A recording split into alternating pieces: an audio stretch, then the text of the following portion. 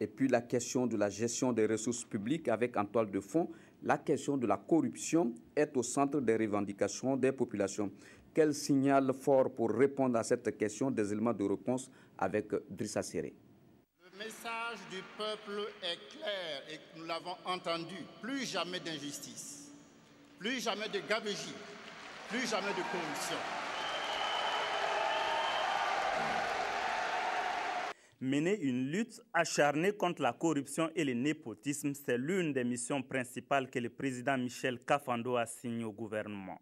Ce message fait écho aux aspirations des Burkinabés sortis dans la rue le 30 octobre pour dire non à la révision de l'article 37 de la Constitution et réclamer de profonds changements dans la gouvernance du pays.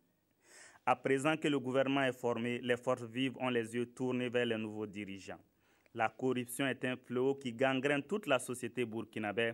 Pour témoigner de sa bonne foi, le nouvel exécutif devrait commencer par donner l'exemple. Il faut mettre de l'ordre au plus haut sommet de l'État. Cela s'entend d'abord par la réduction du train de vie de l'État. Les principes d'égalité, de justice, d'équité et de transparence doivent s'appliquer à tous sans exception. Dans le nouveau système que le peuple appelle de son vœu, où chacun doit montrer patte blanche, les ministres ne sauraient être en reste. Ils ont été choisis sur la base de leur probité. On attend donc que les avantages accordés aux membres du gouvernement se fassent de manière transparente, que les ressources publiques soient utilisées rationnellement, que les recrutements sur mesure nouvelles dans les ministères obéissent aux principes sacro-saints du mérite et de transparence, que le traitement salarial accordé aux ministres soit en adéquation avec les ressources du pays. Encadrés par des garde-fous, ces dispositions constitueront un rempart contre l'enrichissement illicite. Les charges de fonctionnement de l'administration sont un autre levier sur lequel il faudra agir. Pas besoin de boule de cristal pour savoir que la maîtrise des dépenses de fonctionnement permet de dégager des ressources supplémentaires favorables à l'investissement, gage de tout développement. En ce qui concerne la prise en charge du Conseil national de transition, les choses doivent également changer. Suivant l'esprit de la charte de transition, on passe d'une Assemblée nationale budgétivore de 127 députés à un conseil de 90 membres.